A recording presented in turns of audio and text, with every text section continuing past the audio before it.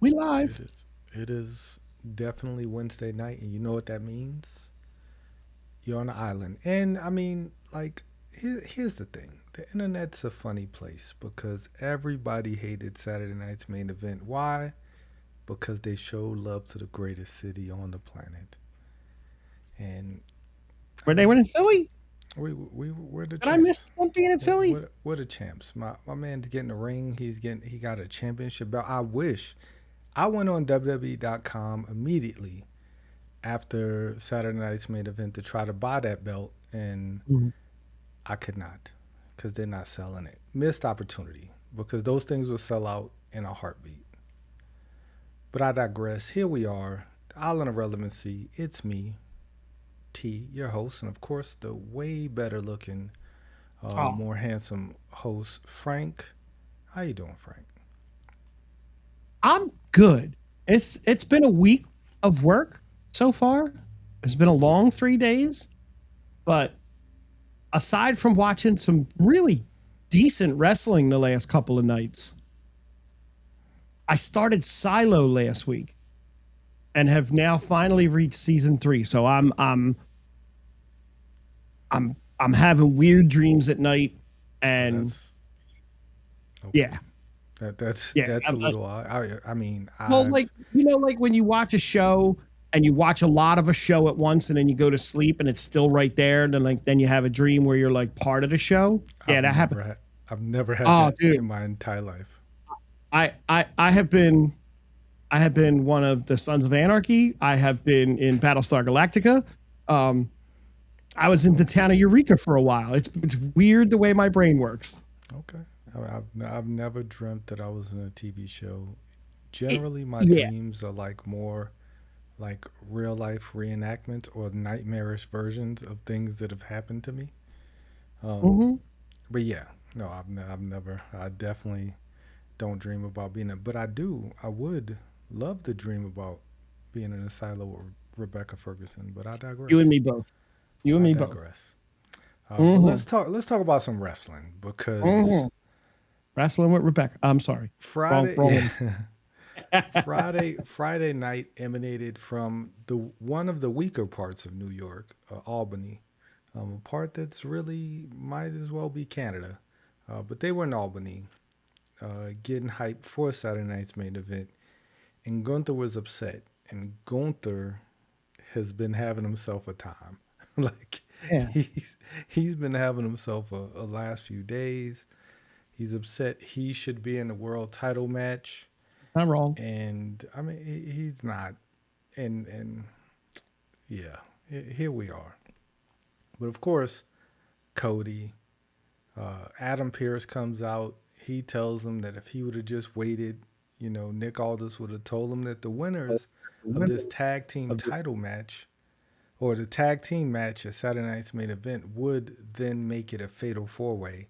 And that piqued my interest. I'll be Right. totally honest because I mean we see what's going on with Gunther and Nick Aldis, but the potential of a fatal four way now makes this tag team match at Saturday night's main event must see because we might have a fatal four way.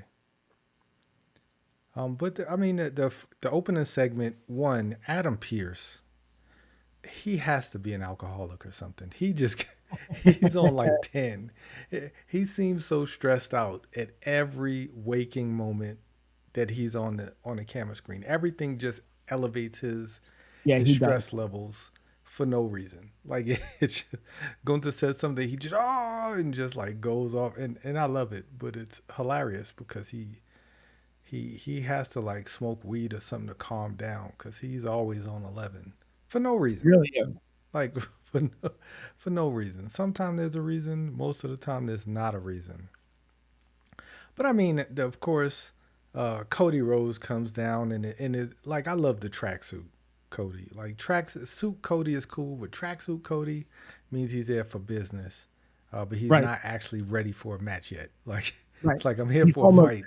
Yeah. Yeah, I'm here for a fight, but I haven't actually put my trunks on yet. So I'm gonna come out in my tracksuit, and here we are. And of course they brawled, and I was underwhelmed but I was excited because the potential of the Fatal 4-Way, and I really thought that that's what they were going to go with it. That's where they were going to go with it. But of course, as we learn later, they had other plans. Yes, they did. Then we get Finn Balor taking on the Tall Tongan, and this just lets me know that they don't care anything about the Tall Tongan. He is just there. Finn Balor, No, of course. but they did drop a line that they're getting word from the Secret Elders. Oh, I Yeah, typically don't listen to anything Joe I don't Tessitore remember if Barrett says. it was Tomatonga said it, but I don't know if it was this week or last week. But they're getting word from the Secret Elders. Yeah, Tomatonga said it last week that's Okay. why. Well, at least that's what I remember. That's why they broke away from Solo was Right. because the elders told them to. The super secret elders, not the normal elders. This is secret elders. I don't They're remember. the high I don't remember elders. him saying secret. Okay. He didn't say he said high elders, but Okay. it's like the secret of Nim. Okay. I mean, yeah, cool. Like, but I mean, whoever they're taking their orders from, that still doesn't help the Tall Tongan beat people. It does or not. seem intimidating because Finn Balor won for the second week in a row, and once again, I think that they're trying to elevate Finn Balor back into that main event status because I think he is going to challenge for a title. Maybe not at a big pay-per-view, maybe not at the Rumble or anything like that, but they want to like shake up the top, as they say, because I mean, we have to. Like we can't. Yeah. Like we can't just keep going Punk, Cody, you know. No, we gotta. Cody's got to move on to something else. But Yeah. that, Well, yeah, we'll see. we'll see after SummerSlam.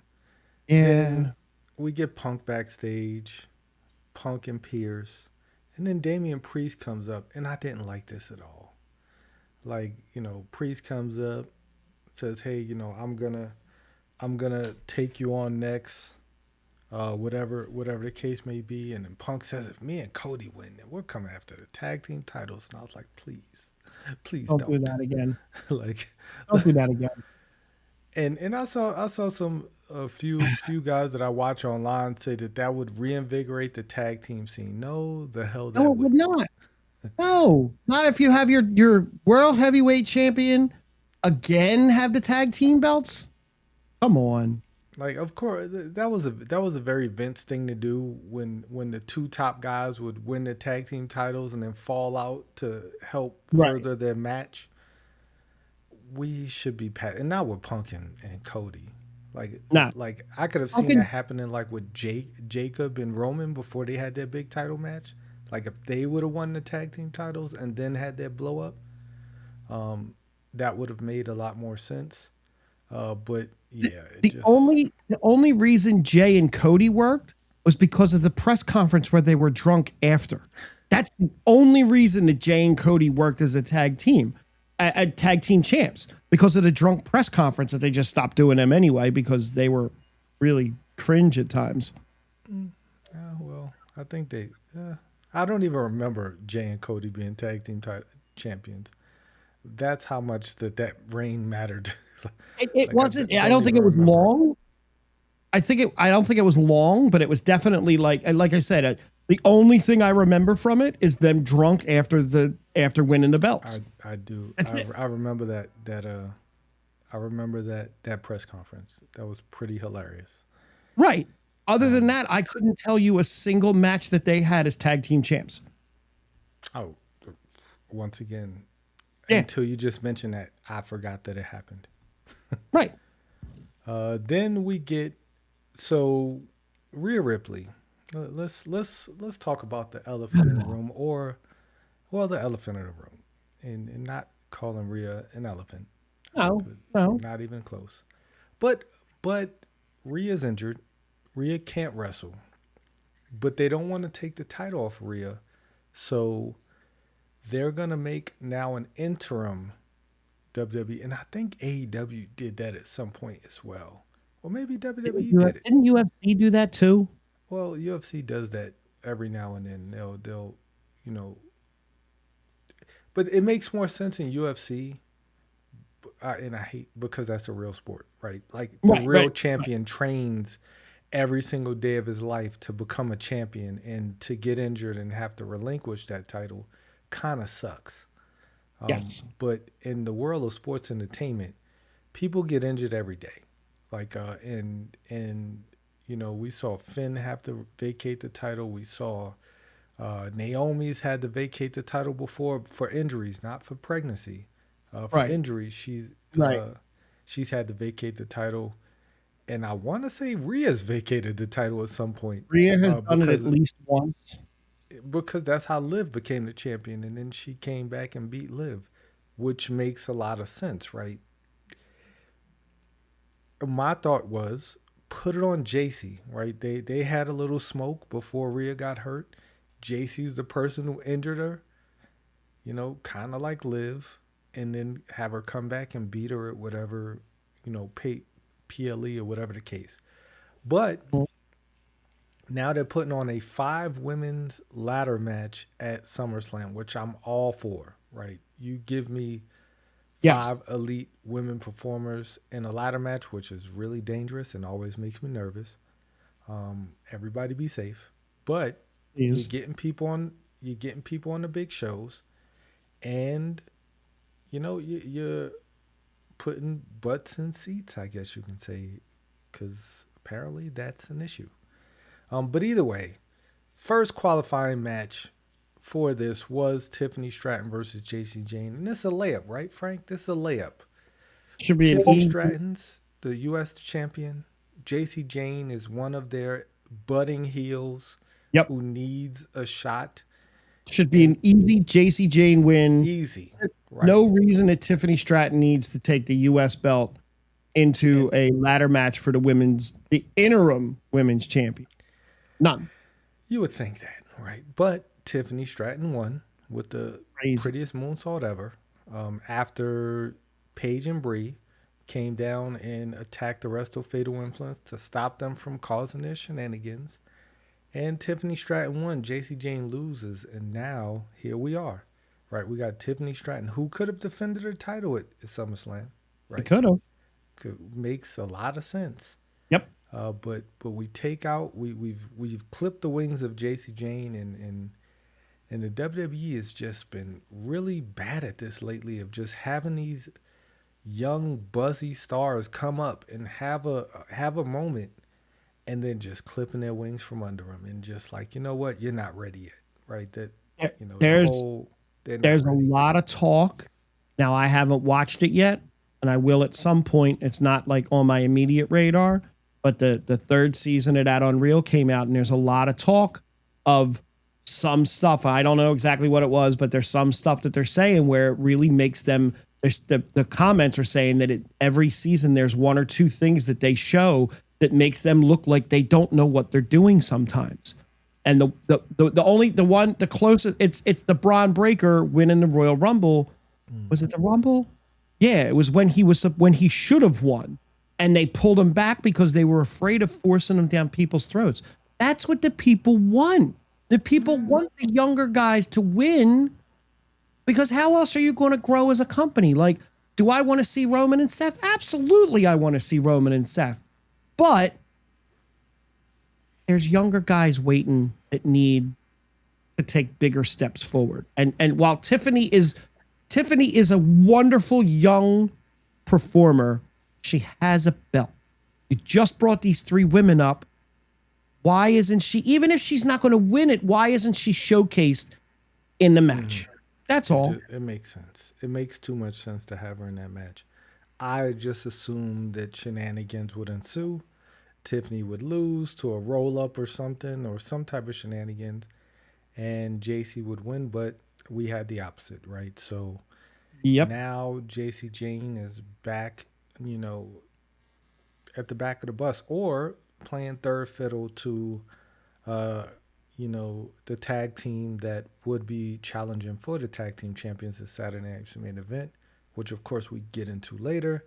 Then we get a video package with Baron Corbin saying words. I don't even remember what he said. Trick Williams and Carmelo had their words after this. Trick said that he's He's the man for the job. He is the champion. He's the best. And then he said something about a handy dandy notebook, and he had his hand out, and I thought he was gonna slap Carmelo Hayes again. And that's all I remember from the segment was him looking at his hand. I was like, oh, if he slaps him again, that's just gonna be so nasty. That's when I put the Blues Clues thing in the chat, because I heard handy dandy notebook, and I used to watch that with my little kids, like old school original Blues Clues with Steve. Oh, okay. I don't know either. Yeah. So that was a thing, and my kids loved that. And there was a show called Lazy Town. It was some really creepy, like it was kind of creepy, but they loved it. But as soon as he said handy dandy notebook, the light bulb went off, and I went, "Oh my God, he just quoted Blues Clues. That's awesome."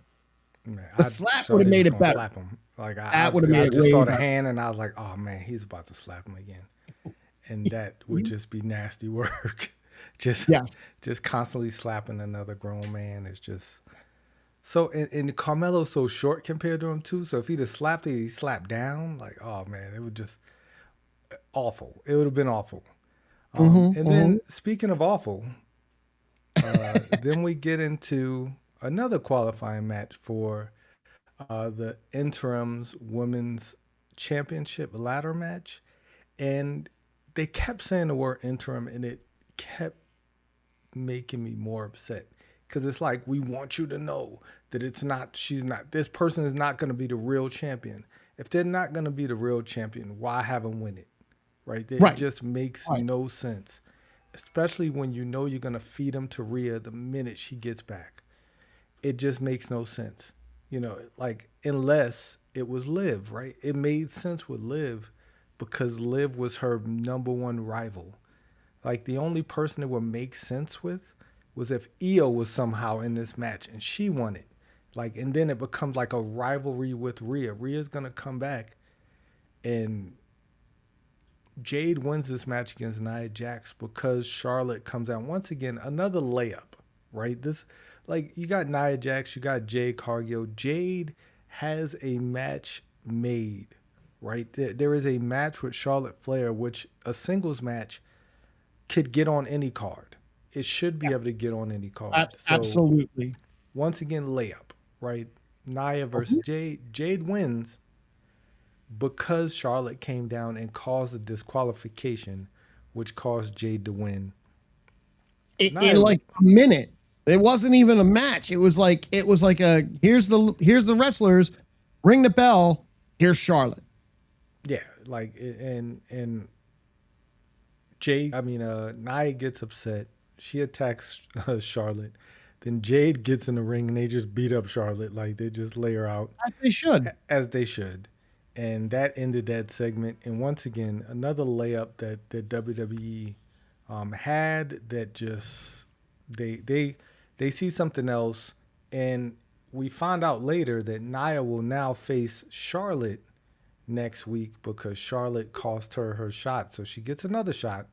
She's going to face Charlotte. Now the layup is Charlotte has to win so they can continue their her and Jade squabble in this ladder match at SummerSlam, which makes a lot of sense until WWE has Nia win. Until WWE has Jade come down there and cost Charlotte the match, and then Charlotte will come on in SummerSlam and cost Jade the interim title, and we would have all just been here for did all this for nothing, but whatever. Then we get a backstage segment. Gunther's warming up. Candice LeRae is pushing Johnny Gargano, I guess around the back. And then Blake Monroe comes and jumps her from behind and just is that her thing now? Yeah, like that's her thing. To just like, I'm here, I'm introducing myself by just beating people up, which is fine, but I don't think that's her character. Like that makes no like. But also, Candice hasn't wrestled in months. I mean, this is a good way to get her back on TV. Like, it's a good way to get her back in matches. Fine. Yeah, if that's what you're going to do, fine. But other than that, she hasn't done anything but push Johnny around and berate other people. which is fun. Yeah, I mean, and once again, that's fine. But like Blake Monroe, if this leads to her and Candace having matches, I'm okay with that. Okay. But she's been beating everybody up, so it just Right. like I don't know where this is leading to, and I mean, cool. Like like, once again, I don't know where this is leading to because she's just been beating everybody up. Then we get the War Raiders taking on Fraxium. Cool. This match really showed me, kind of reminded me how good the War Raiders are. They work really well with smaller teams, but I could have cared less who won this match at all. Like, Yeah. and Yeah. As much as I care that they have those other belts right now. oh yeah, cool. Like I don't really, I don't watch AAA enough to really care. But it's just weird. It's not weird. It's wrestling because how they just heat some teams up or heat some people up, and then cool some people down. Like Fraxon was the hottest thing, maybe 2 years ago, a year and a half ago. Again, another team that got cooled off. I mean, cooled off is an understatement. they are just they're just there, and nothing wrong with collecting a check. No, not at all. There. They are just there. Then we get a backstage segment. We get Cody and Punk backstage. The more they interact with each other, the less I get interested in their match. Like the more they speak, I don't care how intense they want to sound. Yeah. I'm out of this. This whole Cody Punk thing. They're gonna have to do something crazy in the next 2 weeks to get some kind of sideways swerve comeback that you don't see coming, like something to inject something into that match. Because honestly, is it going to be a good match? Oh yeah, it's probably going to be a really good match. But I don't even think it's going to be a good match. But that's just me. But Danhausen has a cat. Danhausen does have a cat, and I don't understand how people didn't see this coming. When I saw the black cat, I was like, oh man, black cat. Madison Square Garden makes as a non-basketball fan, you could have hit me in the face with a sledgehammer with the answer on it, and I still would not have gotten it just because I don't know that. I didn't know that was a thing. So, well, it wasn't a thing until Danhausen made it a thing. Well, but because I saw it was a fake cat, and I was like, oh, it's a fake cat. Oh, they're gonna be in New York. Now, I did not think that they had enough pull to get Cat. So right. I was like, oh man, he's gonna bring out fake Cat. That's gonna pop the crowd if he just says Cat, right? I got right. Like, yeah. I didn't think they would get Cat, but I immediately drew the parallel. I was like, it's gonna be an MSG. I didn't think he would get involved, and we'll definitely talk about his involvement.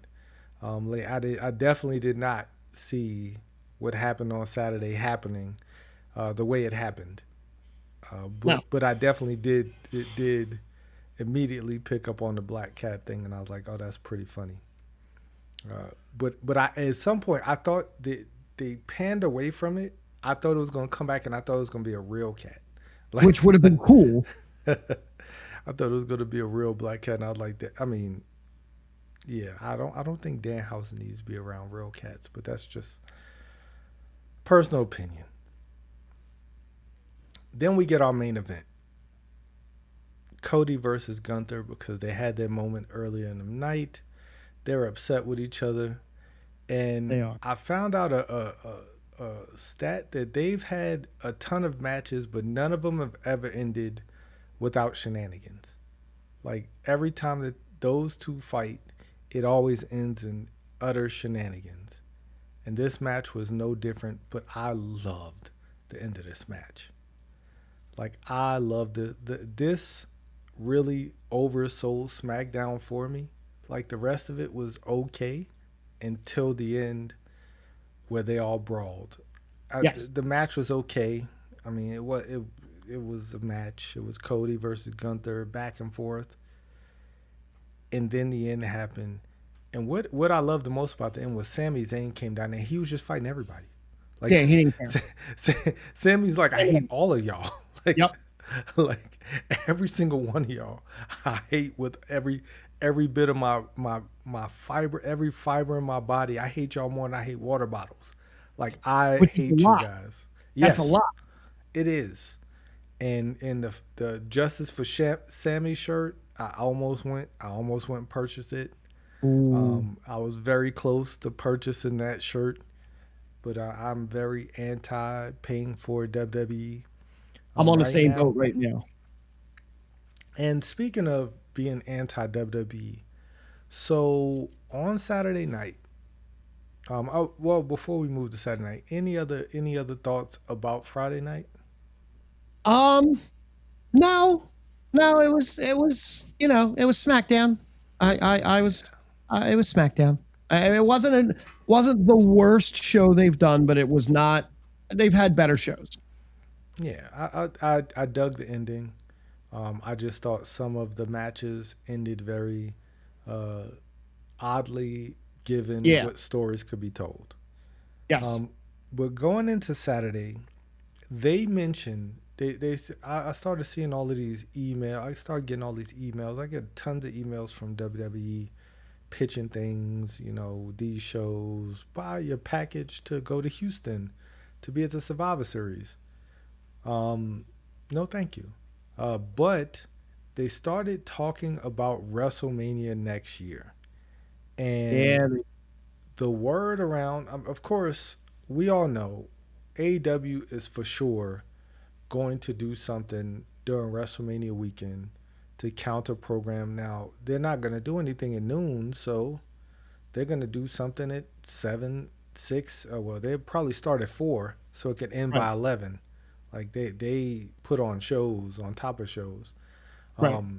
But WWE is also counter programming because they have a AAA pay-per-view that's going to go on directly after WrestleMania night 1, I think. And then Stand and Deliver goes directly after night 2. I could be mismatched. Either one's Yeah. going on one night, the other one's going on the other night, which I thought was genius. Right now, Sure. neither one of those shows can hold up to AEW or TNA or anything like that, on WrestleMania weekend. But at least they're giving their fans something. Now, I'm going to be all wrestled out. I'll be totally honest.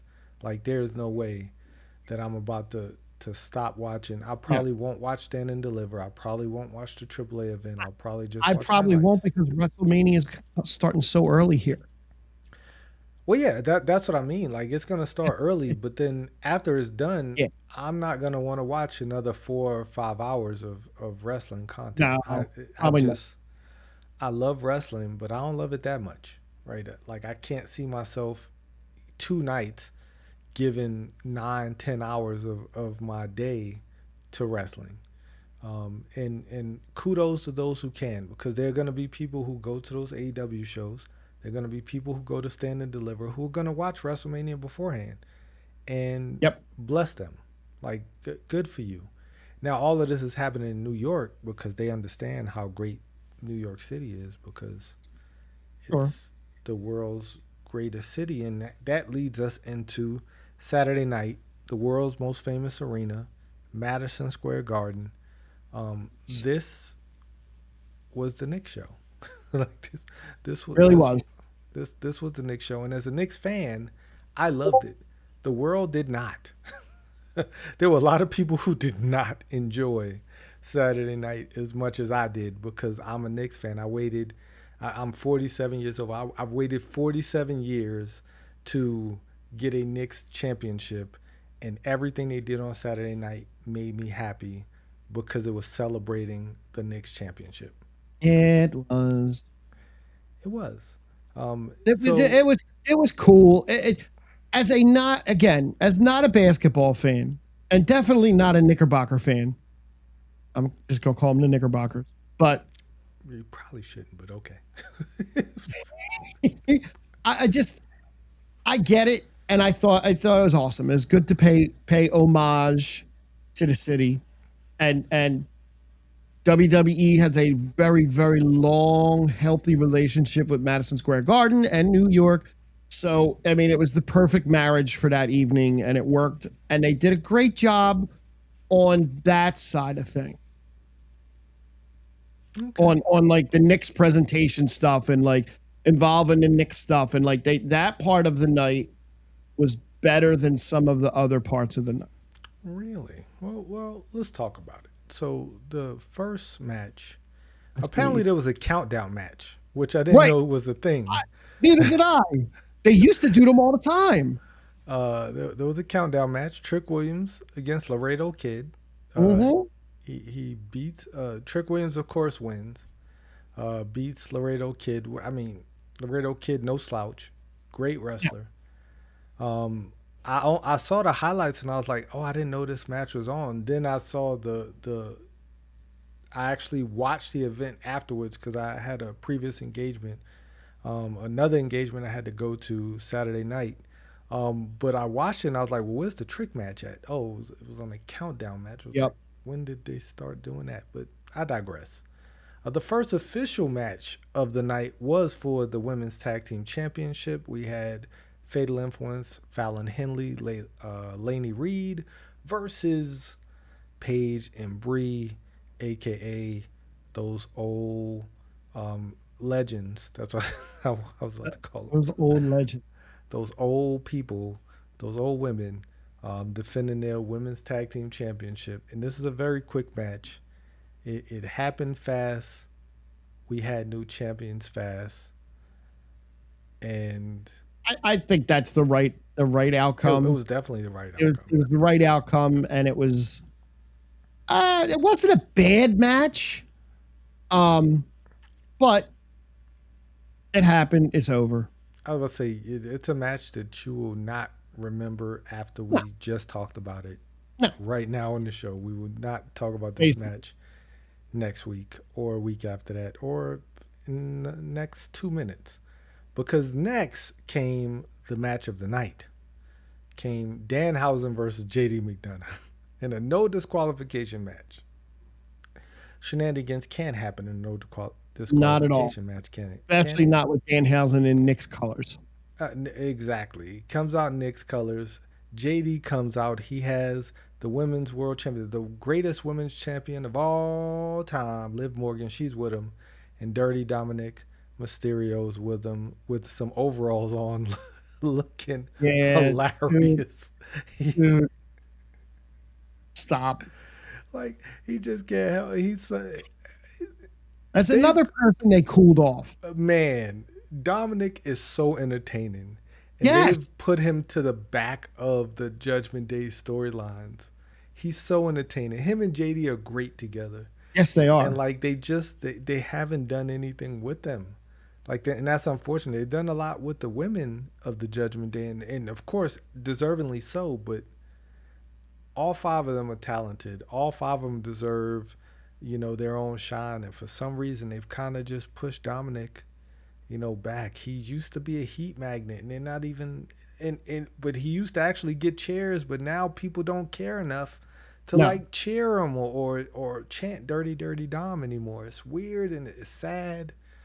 We got to do better with the presentation on some of these superstars.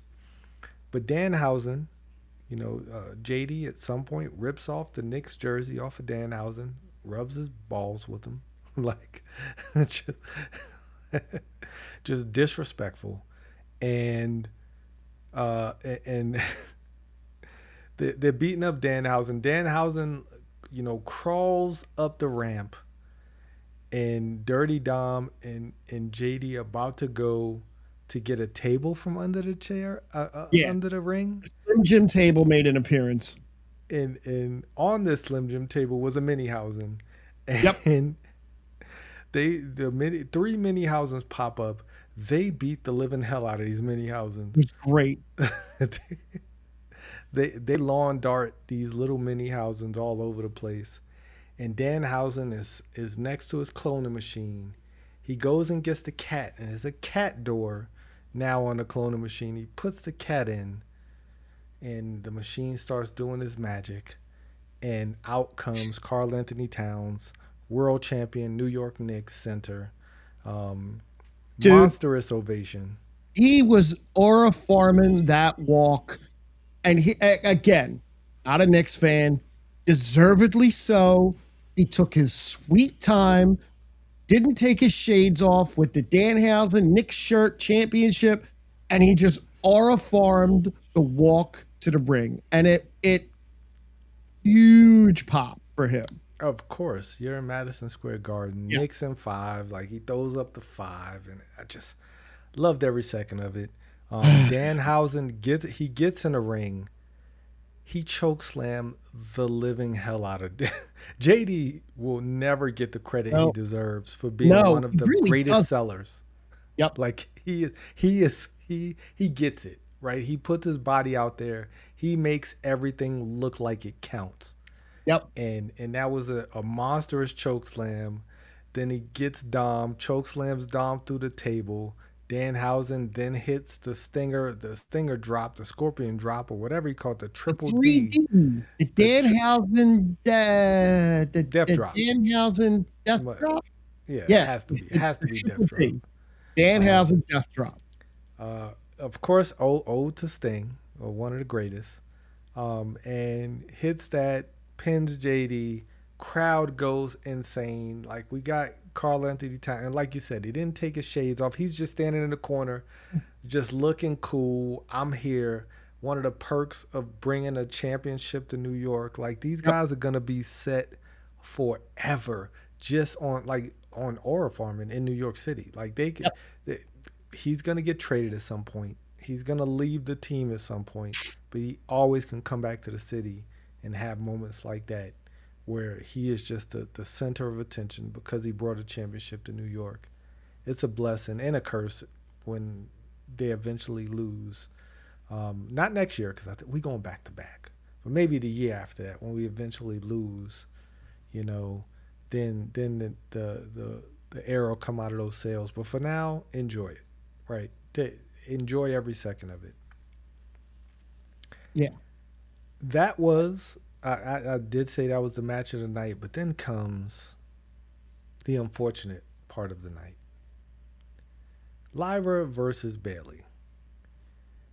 Everywhere on the internet is saying that was Bayley's last match. I truly believe that was Bayley's last match in the WWE. It might be, and even Lyra's little interview that she did on Monday night, where she said where she walked Bayley out or got rid of Bayley out of the WWE, like basically saying it. I mean, that's a shame, but it is and it isn't. Like it is because of course Bayley is one of the pillars of the women's revolution. Yep. She's one of the reasons why we have the women's division. She's definitely one of the reasons why we have the women's tag team championships, if you like them or not. But I mean, she's meant so much. What she does is at Lodestone with the young women wrestlers, like she is an ambassador for women's wrestling. In the WWE, if this was her last match, bless her. The good thing about it is that they're options, right? Of course, sure. Mercedes has been posting nonstop about her. Like they're best friends. Like those two they're always gonna be intertwined because they are real best friends, right? The other 4 horsewomen, they're not. They all weren't the greatest of all friends, but Bayley and Mercedes are literal best friends. Like she's been there for all of her big matches everywhere in Japan and AEW. Pam always shows up. So if she gets to go live her dream with Mercedes and they run AEW's women's tag team division, or they run it up, run it back for Brooklyn with the big singles match, I'm here for it, right? There's nothing wrong with her going. But once again, I mean, it's sad to see her leave the WWE. If If she that's actually, yeah, if right. she's actually gone. But She this match was supposedly, insane. she supposedly hasn't signed a new contract. But no, this was the match of the night. This was a damn good match because they beat Yep. the living shit out of each other. Yep. They just went in there and just fought, and I respect that. Like she broke. I'm 90% sure she broke Lyra's nose at some That point. was Like, rude. That was right at the beginning. She elbowed her right in the face. and Lyra, like a champ, went through it and beat that. Like they gave each other the work. Like Yes, they they gave did. each other some. It was not a technical wrestling match. It was ugly. It was bowling shoe ugly, as Jr. used to say, and it was great. Like it was fantastic. Lyra got the win. She choked out Bayley. Bayley was foaming at the mouth. But to put some stank on it is it like after the match, I'm not done with you. I hate you. And this new Lyra, new music, new look, like she hasn't showered in 15 days. I love it. Like I Yep. absolutely love her new presentation. Don't ruin this. Like don't ruin this. No, Like please don't ruin. she has a chance to like really become a contender. Like she has a chance to really jump into the main event now. As we'll talk about on Monday night, because her promo on Monday night was hilarious. Like this drunk Lyra is like she just sounds like she was just sauced, and Yes, and I was 100%. here for it. Like I was here for it. I love it. I love her swagger. I love her attitude now. A year ago, I was singing like a completely different tune, but I like this. This is what Well, she needed. I think they put her back in the lab for promos. Like her, or like after she had that one really, really, really awkwardly bad promo, Mm. they kind of took the mic away from her, and I'm assuming she learned from Bayley while being there, and they probably worked with her because she was night and day better. You want to? My thought on her character change is she has become the character that Bayley was supposed to become. I feel like she worked on that. I Yep, think Bayley worked on that with her that to makes create sense. this character. Yeah, Like because her like she's frenetic. Like everything she did, it's like she snaps at the drop of a dime. Like that was not all the way. Like that wasn't like Bayley was more like the Joker, but like she's just like this unhinged person, and I know like this entire time Bayley, Becky, all of them have been helping Lyra kind of fine tune what this character is gonna be, and I think it's gonna be great. Like I think once again you have to lean on her strengths. She don't yeah. have to say much. She don't have to go into the ring and give a 5 minute promo by herself to sell anything. Just be crazy. Like that sells itself. And I'm excited. I just hope they don't blow this because I think this could be really, really good for her. And I I hope think so she could too. take a big step towards getting out of purgatory and becoming a main event woman player. Then we get the main event. Ed, Cody, Punk, Gunther, Zayn. They had words before the match. Don't blow this for me. Like just do what I say. I like the match. I thought it was a good match. I mean, they're four of the best wrestlers in the E. Sammy is all time. Like Sammy's the fucking best. I don't care what nobody. Sammy's great. Every time he was in the ring, he's great. yep. Um, this character now, like angry Sammy, distraught Sammy, I like it. I hope he doesn't get rid of the last real good guy gimmick though, because I really think that that's his ticket. Even if Like, he goes full heel, he can still work the last real good well, guy. I mean, he is for you. Well, Like he is. there's no tweener. He is a real heel, but that whole gimmick of being like the Homelander effect, Yes, like he yes. he is the good guy who doesn't know that he's the bad guy. He's doing bad stuff, but in his mind, he's the good guy. Yes, yeah, he for sure is the bad guy. Yes. But like you said, in his mind, I'm gonna kick Cody in the nuts, but Cody, you made me do that. It's your fault, not my fault. Why did you make me do this? Because you did something to me 2 years ago. Correct. You told me I wasn't good enough, so I had to kick you in your nuts. Yeah, like everything he's doing is great. Gunther's great. Punk is Punk. Cody's smiling. Like, bless those guys. Like I would have much rather see the Fatal 4-Way than the singles match, but me too. Cody and Punk win. We're getting the singles match, and they win because out of nowhere, Nick Aldis, who was Gunther had the match win. Gunther had that match won. He did. It was one. The ref's arm. 1, 2. What happened? He got pulled out. Nick Aldis then grabs the title, smashes Gunther's face with it. Gunther walks into a GTS.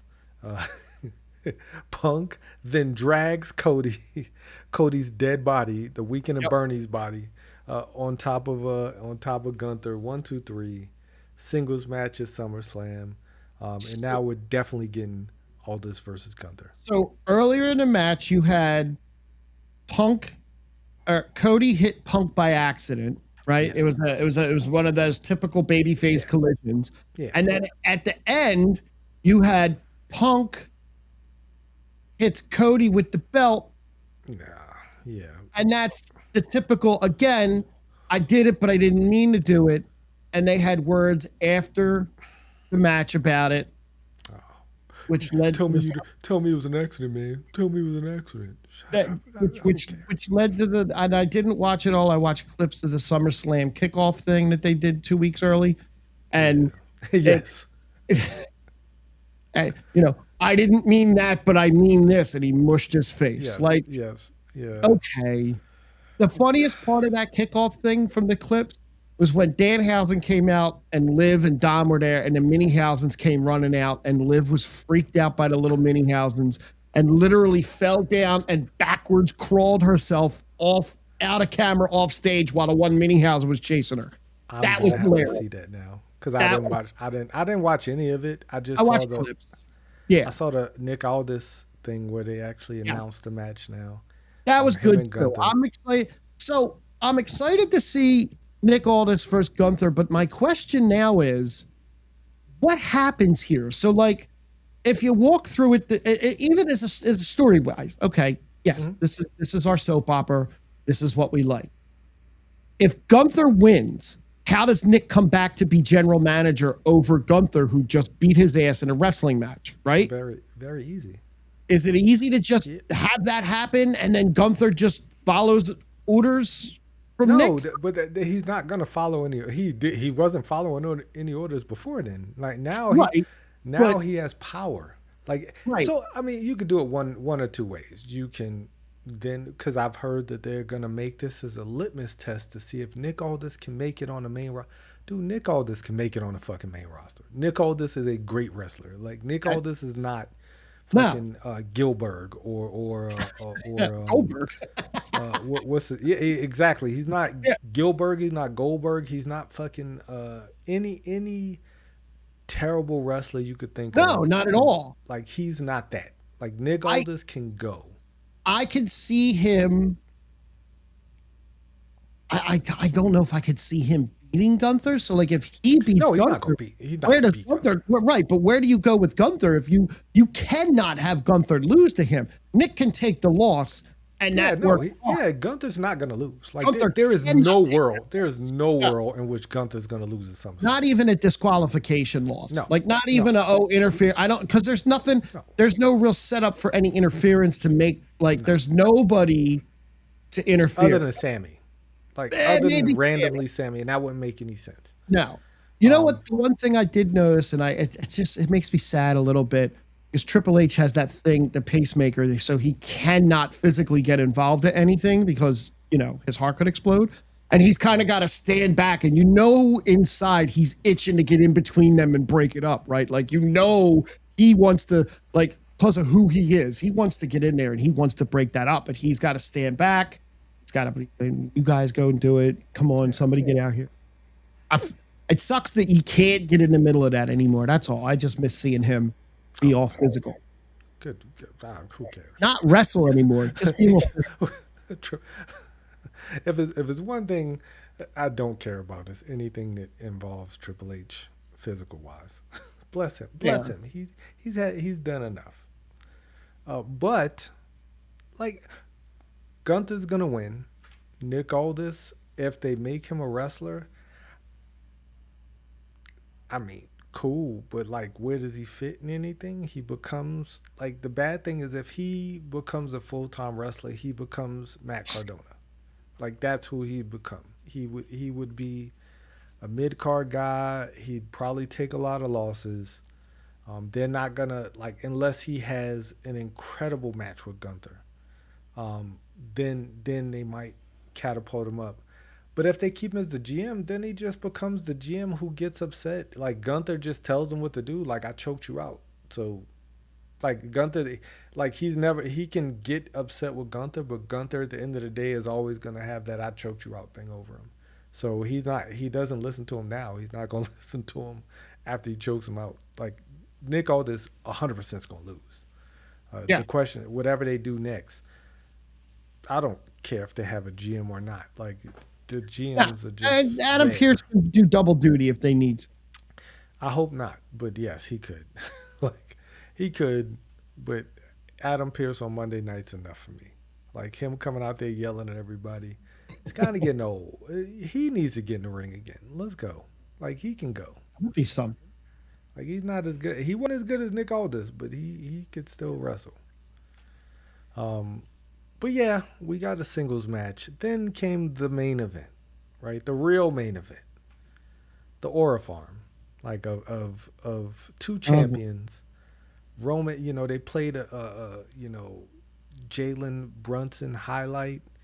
Like, he got his New York Knicks entrance theme, whatever the case, world champion, finals MVP, Jalen Brunson. Then OTC's music hit. He comes out with him.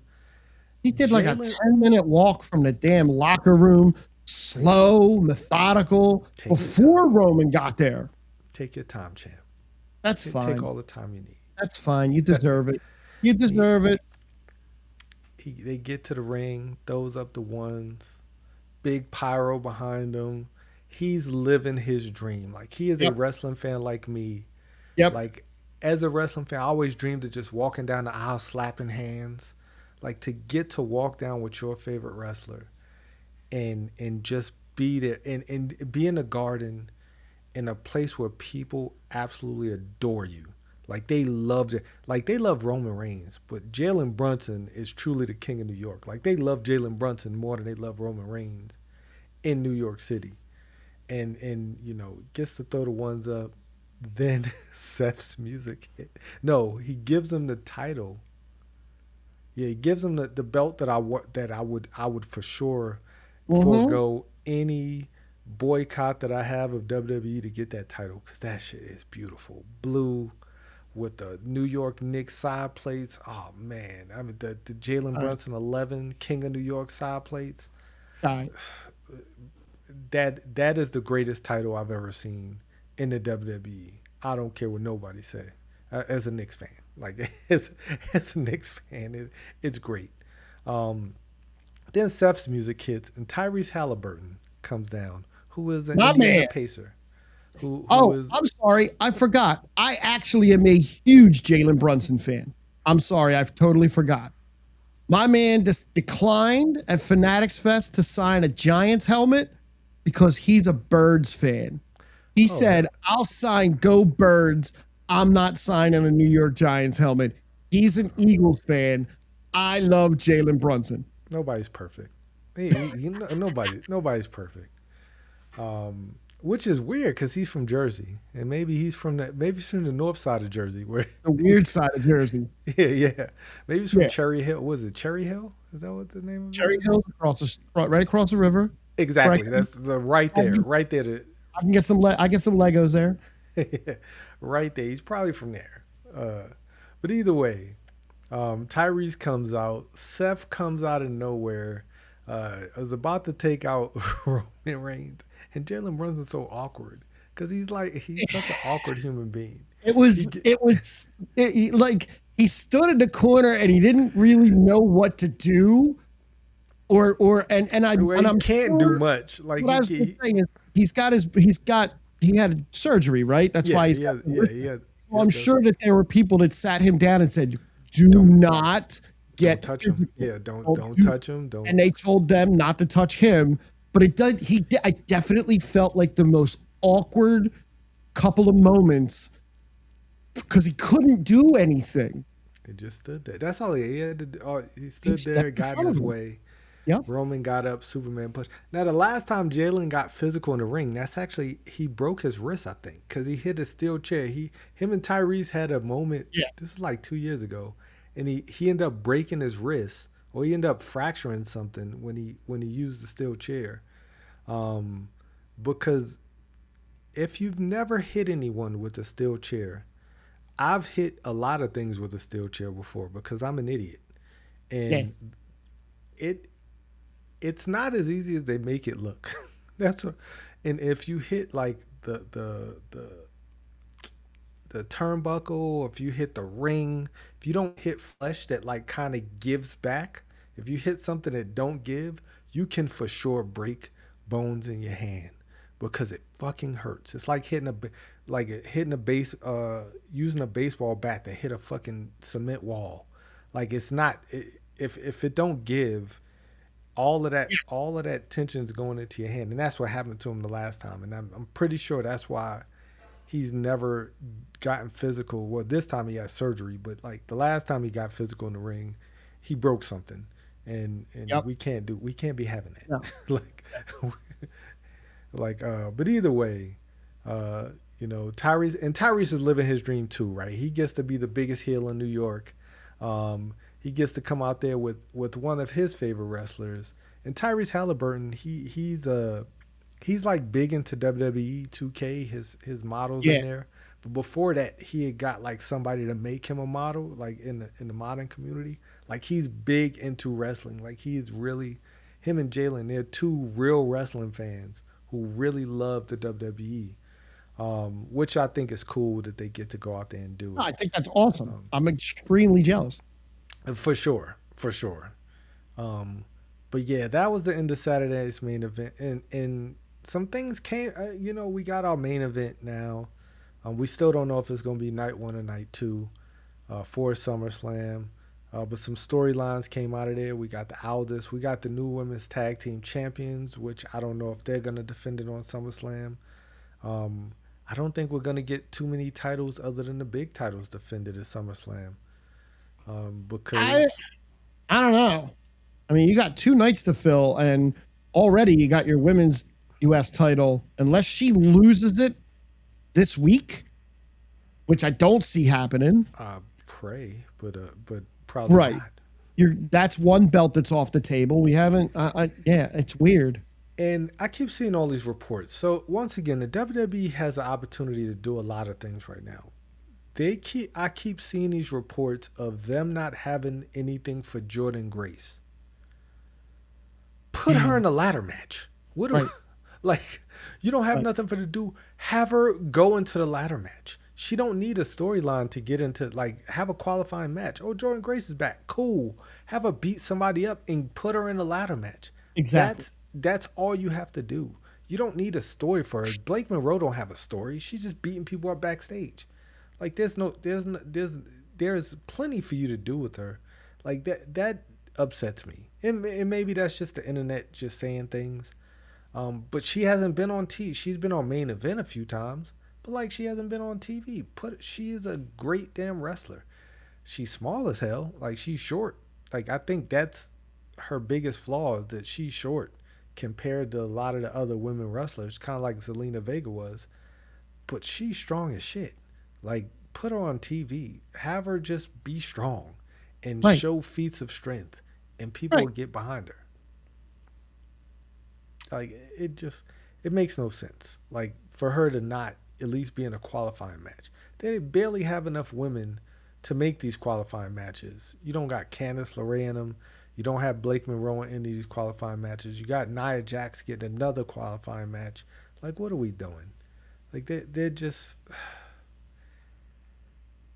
I don't want to see Unreal, but I've heard the whole, they're not ready speech, and it's like coming from these fucking idiots. Yeah. Like Somebody, like yeah. That put them on TV. Let them get organically over. The dumbest thing said is that line by Pritchard that's getting all the media attention.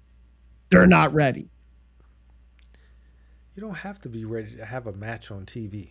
Like you don't like I'm not saying put the title on her right now, but like get her in the match. Yes. Let her have moments in the match. Yes. Like it makes no sense. Like they've had young stars, and one which terrifies me about Brock and Oba, because don't fuck this up. This is a layup. Oba's a layup. Unless he gets seriously injured in the match, he has to win. Like he has to get seriously injured to where he has to tell Brock, like, just pin me because I can't move. Right. Like, that's the only way that he should lose that match, is if he physically can't win. Physically. Like for real. Like no storyline BS. Like that's the only way. Other than that, he don't have to demolish him, but he should beat him handily in this match. Fall from grace, 1, 2, 3. Look Paul Heyman in the eye. I'm the man now. Like you my manager now. And he don't need Paul, but I'm just like usher Brock away, because who knows what Paul's gonna do after Brock's gone. Like exactly, because he ain't the Vision guy anymore. Nope. But once again, speaking of the Vision, great segue going into Monday night. They're in Detroit, so all of those New York shenanigans better be over, because they hate us. So anything that Danhausen did in New York, the Detroit fans could give less than a shit about. They kept bringing up, Saturday Night's Main Event, which is great. But I was surprised Danhausen was a boo because of his affinity for the New York Knicks being in Detroit, because they hate us. Of course. But we get the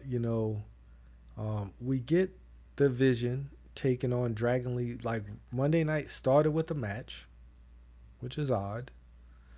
But we got the Vision taking on Dragon Lee and Javon Evans, who are incredible. Like those two dudes are incredible. Yep. The Vision, not so incredible, because I don't like this group now. Maxine, bless you. Bless her, bless Maxine. Mm-hmm. The fit is fitting. Austin and Maxine need to be their own thing. I think they will eventually. I hope so, but it needs to happen soon. I think I can't see where they go. Like I really think you're holding Braun down with the tag belt with Austin Theory. I think that's not as much raising Austin Theory up, having him with Braun Breaker, as you are holding Braun down. Not that Austin is awful. Austin and Maxine are really good. Logan's injured, so he's just a floppy-haired dude hanging around right now. I wish he wasn't. Austin and Logan make so much sense. Like, yes, they a great heel team with Maxine. Those three, yes, I think are perfect as a heel tag team. Just being idiots, like being bros, but Braun is just there. He's just standing there now. He don't even speak no more. Like it. Yeah. They've ruined him. Like they've ruined. He's still. Oh, excuse me. He's still young. He still has so much. Like he got a decade at least to get it all together and become like a multi-time, 5, 6, 7-time world champion. But they ain't doing no favors now. Like not at all. But after watching this match, I've realized two things. Well, three things. Division sucks. Javon should be a champion. Dragon Lee should be a champion. Those two guys are effing good. Yeah, Like they are. Dragon Lee is great. He has no personality. But Javon Evans is great. He has a lot of personality. I just don't think that. Once again, I don't think they're ever gonna push him. I don't think he's like by this time next year, he may be an Intercontinental champion. That's sad. He should for sure. He should be a two-time Intercontinental champion by this time next year. He Like 100% should. at least a one, like at least have it once. But man, I feel like they're treating him almost like they treated Young Kofi. I mean, Young Kofi won a lot of Intercontinental championships, but like he never broke into that next level. And I mean, the mid card is actually a little crowded on Raw, Yep. but I mean, Javon should be like once Penta loses the title, Javon, Chad, Ethan Page, Rusev, those guys should be cooking. Like it should be a hot potato of who can win the Intercontinental title between those four guys. Yeah, I think so. But I think Javon should be, you know, head and shoulders above the rest of those guys because he's just so young. Like they Yeah. don't fuck this up. Like he's I hope so not. young, I hope so not. talented, man. Like he has years to do it, but don't like try to wait until like he's in his 30s because then people gonna be stale on him. Yeah, I get nervous, man. Bruce Prichard's a fucking idiot. Like I get nervous with all of these guys because these old out of touch dudes who know the business. Come on, man. Like You knew the not, business 20 years ago, 30 years yeah, ago. it's Business different now is now. a completely different animal. Yeah, it's different. But after the match, we get the Alpha Academy comes back out there. Braun Breaker fucking broke. He He killed him. man, He killed him. when they, I love that finishing move though. Austin holding up the Weekends of Bernie dead body because Yep. Braun is about to murder you. He hits that Yep. ropes 4 times, and that 5th time, just he's going through. I feel bad because he's He going. He hit for killed Otis him. so hard. Otis might be out for a week or two. Man, like that could get Braun over, right? Just him, like just taking people out like that. But then we get the fucking Judgment Day have somehow managed to stay relevant over through thick and thin. They're still around, but now they want their money back from Danhausen. Like we just lost at Saturday Night's main event. Now I want my money back. You got 5 minutes to go get me my money, Danhausen. Okay. Danhausen leaves. He goes and gets the money. He goes to the ring. Hold up, does he go to the ring? No, Yeah, he they does. did it backstage. No, he went to the ring because that's when Joe Henry came out. Oh, that's right. First they went to the ring. That's They right. went to he went to the ring First with the they went money, and they went down there and they were beating him up, and Joe Hendry's music hit out of nowhere. And it's a different Joe Hendry music. It ain't the same. They changed it, and it sucks. Oh, I didn't even pay attention Yeah. because I don't want to see Danhausen and Joe Hendry. Like I don't like Joe Hendry's is WWE's cooled off on him. So have I. Like Yeah. Unfortunately, it sucks, but yeah. I don't want to see those two together right now to take on the Judgment Day. But Joe Hendry comes out there. He helps out Danhausen. They go to the back. Funniest moment of the night. Dude, JD gets the money, and it's Danhausen's face on it. He's like, "What is this?" and throws it. Throws it behind him. Just tossed it. Just tosses it behind him. And Adam Pearce is like, "No." No, the faces, all their faces were like, dude. And Oba looked like he was ready to murder him. And he said, "I should kill you for this." What? You just threw a bag, dude. Calm down. Is this your bag? No, it's Danhausen's bag. Is this Danhausen? Your... Like Danhausen's like, nope. He threw it. Then JD called him a snitch. Like little kids. They remind me of my kids. It's so funny and goofy. And Adam Pearce says it's official. You get to fight Obafemi. That's not a prize. That's not. JD, not only do you get to fight Obafemi tonight, go do it now.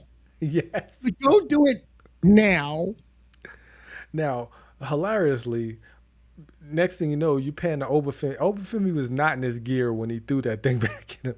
No, he was not. The next thing is Obafemi heading to the ring. JD and Dominic come down to the ring. They're like, "No, we're not gonna fight him." Joe Hendry, Danhausen come, put him in the ring. Oba crushes him in like 10 seconds. Dude, it was a good. This is a good way to get Oba some TV time. Yes. Totally dominate someone that's going to take the moves and is a great sell, like you said earlier. And that was fun.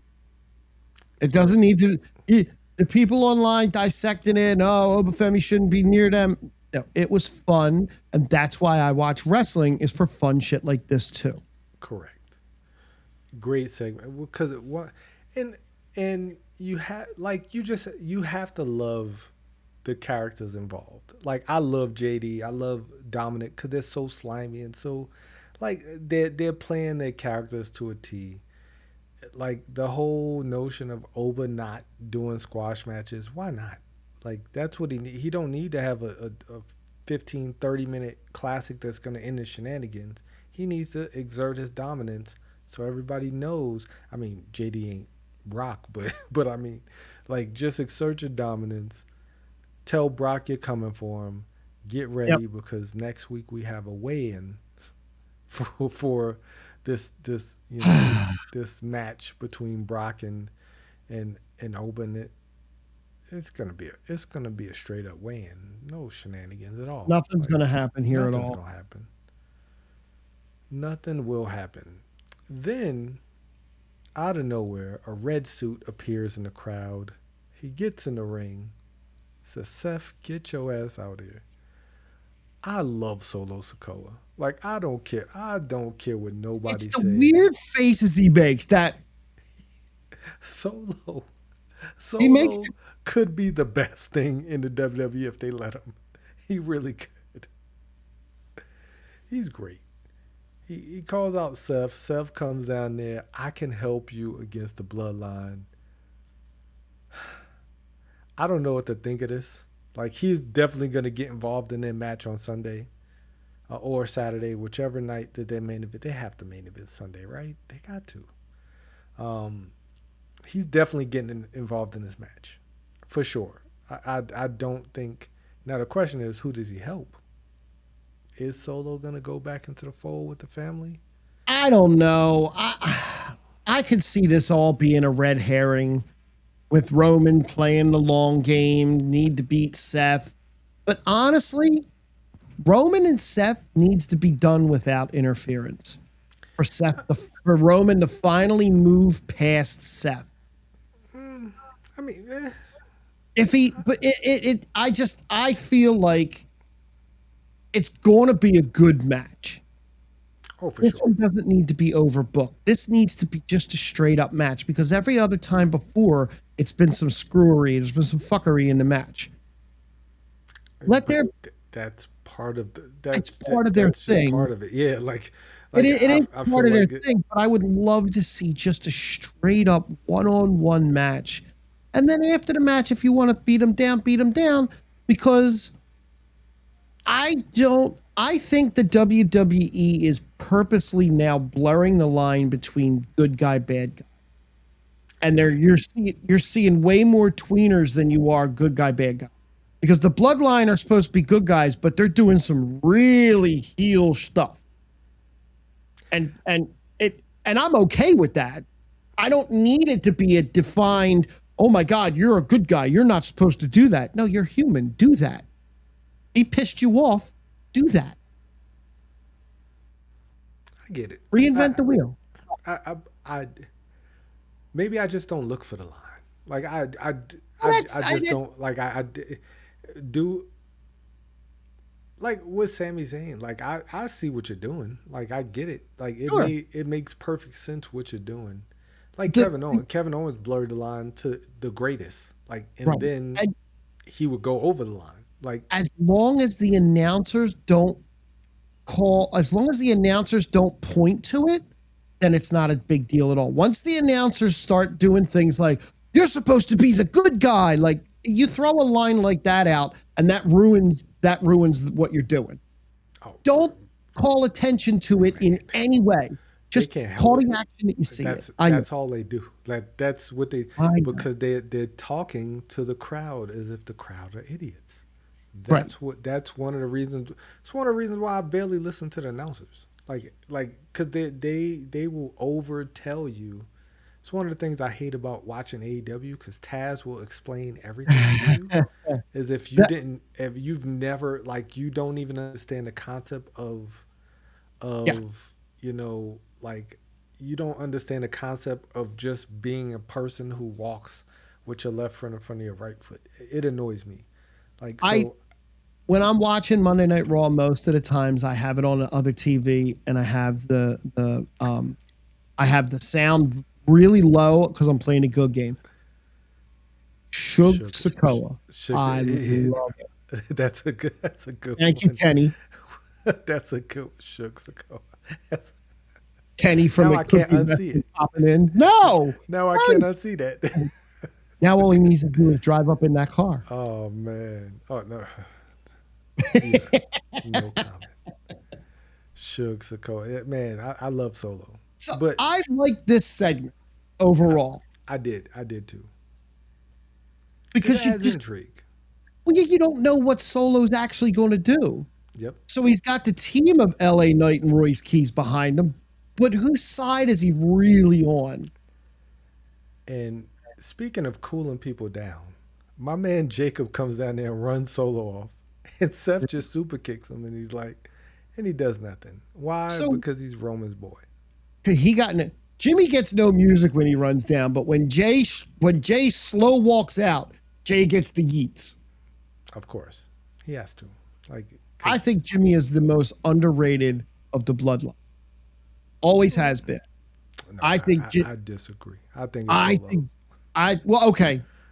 Solo. Then Jimmy. Poor Jimmy. Jimmy is naturally funny. Jimmy actually probably is the glue that's keeping all them truly together. Yes. But like on TV, it just doesn't come across that way.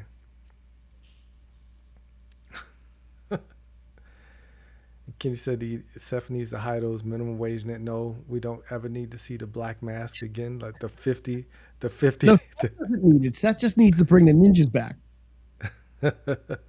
Let them do their funky stuff, because you don't know who's who out there. Oh my gosh. No, I don't ever want to revisit that again. Like ever.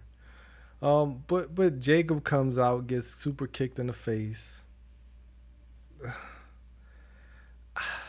Man, you want to talk about the WWE just ruining people? Jacob was on a great path. Now, once again, he don't need to be the world champion to be relevant. But like being this guy, I'm not feeling it. Like I'm just not. Like I love when he tells when he tells Jay to go. You know, I love when he tell Jay he's gonna beat his ass. Like, but other than that, like that's the only thing he does now that it has any merit with me. Yeah. Like it just they've just kind of they've cooled them off to like almost. I mean, yeah, like almost to like the Solo level. They cooled Solo off. Solo was this badass part of the bloodline who you just didn't know what he was going to turn into, and they just cooled him off to the Yep. point where nobody would take him seriously anymore. Like that's the bad thing about Solo. Solo's a good wrestler. He's a great Mhm. talker, but like Yep.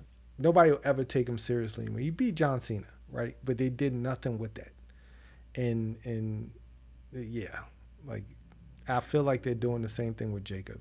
And Jacob's older, so I that's the hope bad not. thing about him is he's older. He's not young. Solo's No. still young. Solo still can like rebound, but Jacob's closer to 40 than he is to 30. And you know, he's not going to be able to do what he does forever at the level that he does it now. Yep. Um but yeah, like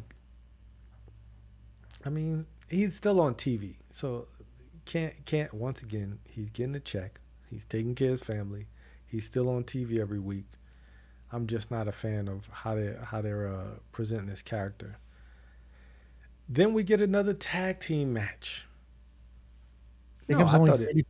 I thought he Damn, was like 38. I so did thought I. Jacob was older than that. I could be wrong. I thought he was him and LA Knight were closer in age than anything. Yeah, I could be wrong. 34. Yeah. I mean, he is still young. He's still got a few years, like until they hit 40. I feel like once they hit 40, man, all bets are off, unless you're staying and then you just rest them till you're 60, which is crazy. But then we get Penta, Chad Gable with his awesome / awful music versus Rusev and who should be the Intercontinental Champion, Ethan Page. In the tag team match, Penta and Gable win. Gable and Penta get in each other's face. They should. This is going to be the match of SummerSlam. I refuse to believe anybody's going to have a better match. I can't see Gable not walking out with the belt. Oh yeah, he has to win. Another layup for the WWE. Layup. You would think. That's crazy. See, Solo looks 37, 38 too. Oh no, I knew Solo was old. I knew Solo because Solo's the younger brother. He's the younger brother. He's just he got thick Samoan. Samoan. Yeah. He's a real Samoan. Like Samoans aren't built like Jay and Jimmy. Like Samoans or Roman, they're built like Solo. Like big fucking big boned, you know. I don't. Like when people yell Gable, that's cool, but that music sucks. That's such a yacht rock, dad rock, whatever. Like I'm a yacht rock fanatic, and I'm not a fan of his music. I love yacht rock. My dog loves change it. I believe you. I feel like they change it too, though. It does sound different every time I hear it. Like maybe because I'm trying to tune it out. I don't know what it is. But we got that match coming up backstage. Oh yeah, Seth corners Jacob backstage and says he can't touch him because Roman said not to touch him. Say what? It's funny. That just I was like, come on, man, Jacob. Any other time, Jacob would have hit him with tongue and grip. He'd have put his fingers in his throat. Pause. He would have did something. He would have done something to hurt him, and we've kind of neutered Jacob, and I hope we take him off the leash, figuratively, soon, like you said, yeah.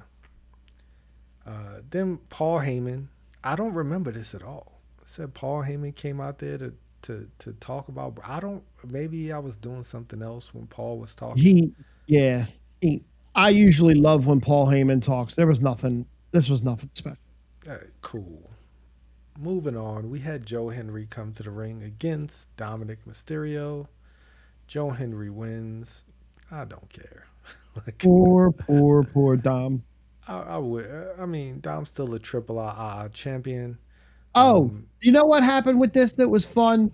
What was that? Danhausen was there. Liv slapped Danhausen and sent Danhausen went to the back, and he came out in a little Danhausen coffin car with EO.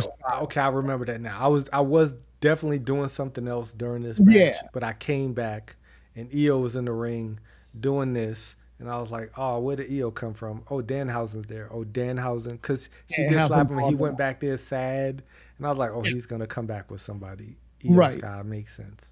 I do remember that now. And he hit Dom with the triple D, and Joe Hendry got the win when the ref wasn't looking. We got to stop calling it that. I don't like that title at all. There's too much D in it. Yeah, yes. It's horrible. It's a horrible name for a move, and it's horrible every time Michael Cole says it. Like, it is worse when he says it. Yes, it is worse when he says it. That's the only reason I know it exists, because he says it, and it was like, is that the name? Is that what y'all came up with? I hate it. Then we get to the main event, Jacob Fatu versus LA Knight, and I feel like we've gotten this match like at least 50 times over the last year and a half, and it ended exactly the way the other ones ended, in shenanigans. But this time we had the Bloodline standing tall to end Raw, without Roman in the middle for the first time. Jay's in the middle, throwing up the ones, foreshadowing at its finest. Yes, it is. I enjoyed the end only because I think, like, I'm to be totally, I'm just over the Bloodline thing, but I think that those guys are going to come out of the end on the other end a little bit better, right? Like, I do feel that way. Hopefully they break off from Roman at some point, and whether the Usos keep tagging or Jay keeps doing this thing, but Jacob gotta come out of this better than where he's at now. I don't understand what they're doing with the belts. Like Kenny said, it's September 12th. Dom won the AAA belt. September 12th, 2025, and he's only defended it twice. Kenny? What's your point? Don't you ever talk about the greatest luchador of all times? It just seems like that no belts really get defended anymore, except that, like, I know the Intercontinental, like that. The Intercontinental, the U.S. belt had a really nice run, and then it got carpeting, and now it's just kind of laying there, which is fine. I don't know. Triple H, he says that defending the title or the title matches should be an attraction. They shouldn't be so spread apart that they lose the luster. Like, that's what happens. Like Stephanie Vaquero, when she was the women's champion, I felt like she very rarely defended it. What was her name? Julia, Chelsea. Like, when they hold these titles, they need to defend those titles. Like Carmelo and Ilya and all those guys who did the U.S. Open Challenge, that elevated that title to where, now Trick has it, and Trick's kind of a big star, so him not defending it fits with his character. But, like, if you're going to come out and say you the workhorse, then you need to be the damn workhorse. Like, Penta should be defending that thing every week. He defends it more than anybody else. But, the men's tag team championships, if R-Truth and Damian Priest defend their tag team titles more than you do, you doing something wrong. Yes. You are doing something wrong.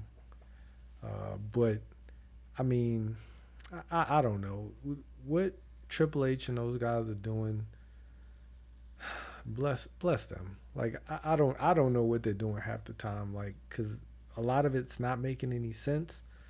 But part of it I'm wondering is he's the creative control, but how much is coming from above him to say you gotta push this more than that? Probably not too much. I feel like the only time that they care is at the top, right? Like right now, when the SummerSlam tickets aren't coming and The Rock is rumored to be showing up again, I don't need to see Dwayne. I don't need to see him. I don't mind, but I don't. As long as he doesn't. I don't care. Like that's not gonna boost ticket I'm sales though. It's in that's Minnesota. right. Like it one is SummerSlam. It's in Minnesota. Nobody cares. Like nobody's gonna travel. People travel from all over the world to go to WrestleMania. Nobody's traveling from London to come to Minnesota to watch SummerSlam.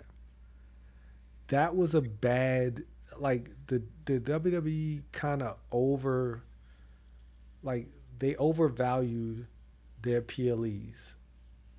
The Royal Rumble, people are gonna fly in for the Royal Rumble because for the surprises. There have been very few surprises the last few years. In WrestleMania, those are really the only two big PLEs where people are gonna truly travel the world to go see because of FOMO.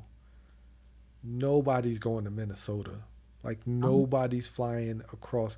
Nobody's flying from New York to Minnesota to go see SummerSlam. I Like drove to Minnesota once. Never again. I've never been to Minnesota. Nor I mean, the only way I would go to SummerSlam in Minnesota was if Prince rose out of his grave and was gonna play the Star Spangled like the national anthem. That's the only way. Even with $25 tickets, which is enticing, but not enticing enough for me to get my ass up and fly across the country to go to Minnesota. It's not gonna be cold. That's not my fear. It's Minnesota. What is there for me to do in Minnesota? All of America. Oh, great. That's it. If you've been to one mall, you've been to a mall. That's pretty much it. Willing to bet, Paige and Britt. Yeah, yes. Probably. Yes, they defended the title the most. I remember, like they were defending damn near every other week on both shows. Like they were getting in there, which was surprising, and that was everybody's fear was they were going to get the titles and disappear with them. But they actually put the work in. That's why I wasn't even mad at their title reign because they actually were defending their title. The matches weren't great, but who cares? They're still out there putting up their title against young teams. I mean, but what do I know? I'm just one of the hosts of the Island of Relevancy. But I mean, we got SummerSlam coming up in 2 weeks. We got Redemption coming up this weekend. I mean, AEW putting on a show. Mike Santana showed up at NXT last night. That was very interesting. They didn't say his name, so he is for sure getting a new name, and it's going to be something stupid. It's going to be a dumb WWE name. It's going to be, he's going to get a Puerto Rican name, and it's going to be stupid, and bless him. But good for him. Everybody wants to come to the dance, man. I like that name. Reina Volcan, I like that name, and I like that person. The first Dominican-born WWE superstar. Reina Volcan, she is something to behold. If Paige and China had a baby, it'll be Reina Volcan. Like okay, she is a beast, as they say. Miguel Sanchez, that's awesome. That oh my God, if that's his name, bro. I'm gonna laugh so hard because it's funny because it's probably true. It's funny because that could be his name. That truly could be his name. Oh man, then he's gonna be like, "Well, that was my grandfather's name." I love how the wrestlers always come up with like, "That was my great grandfather's name, and my grandmother's maiden name." And Vince right now is texting Triple H, name him Miguel Sanchez. Do it. You know they why. You know they why. This is such good shit. Such good shit.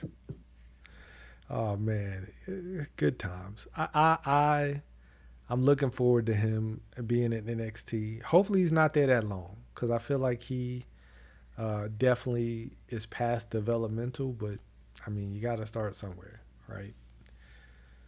But I mean, are you excited for SummerSlam? Like, are you excited? You know what? Spider-Man comes out on the 1st. For me, I'm excited to go see Spider-Man and then go to Matt's pool. So yeah, I guess I could say I'm excited for SummerSlam a little bit.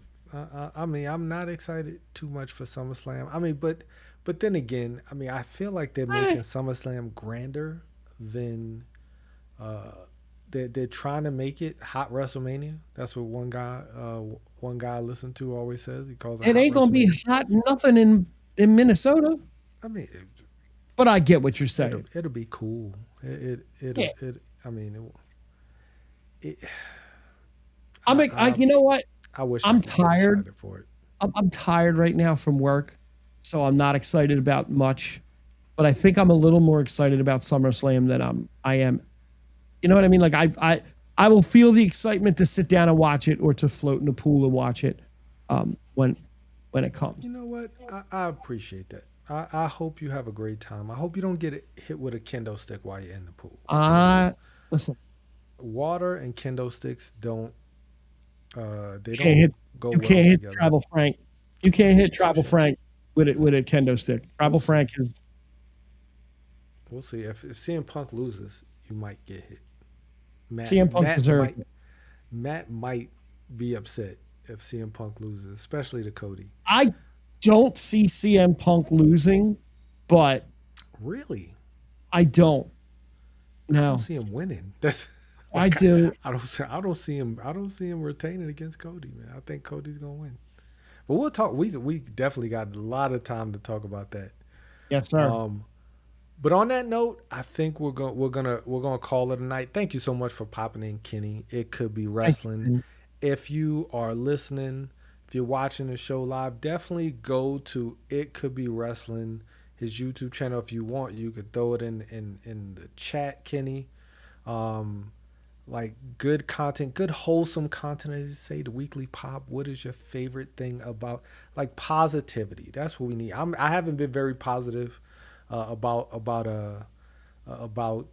what I've been seeing, only because some of my favorites, I feel like they just aren't doing right by them. But I mean, that's just me. Solo is one of my favorites, and a lot of people hate Solo. Like, I feel like I'm one of the only people who love Solo, and I love everybody Solo. else hates. Like, they hate him. I And they think think Solo he's is worthless. awesome. And it's like, yeah, it's like, I don't see how y'all could think that he's terrible. Like, he's great. But I mean, of course, SummerSlam's gonna happen. I'm gonna be sitting here watching it, with bated breath, to watch CM Punk get beat up. Matt, I wish you were here to hear that. I am excited. I'll tell him. I'm excited. And then Seth's gonna beat Roman again, and all's gonna be right in the world. People on the internet's gonna be upset. Listen, leave the IWC alone. Leave my people alone. But we'll catch y'all next week. Same bat time, same bat channel. I will definitely try to bring some more energy. I just hope WWE gives us a better product the next week. And if they could do more shows in Madison Square Garden, that always helps. Right? That always helps. I guess that's all right. But until next week, we'll catch y'all. And hold up, of course, I never have it queued up. You had it last week. I did that. There we go.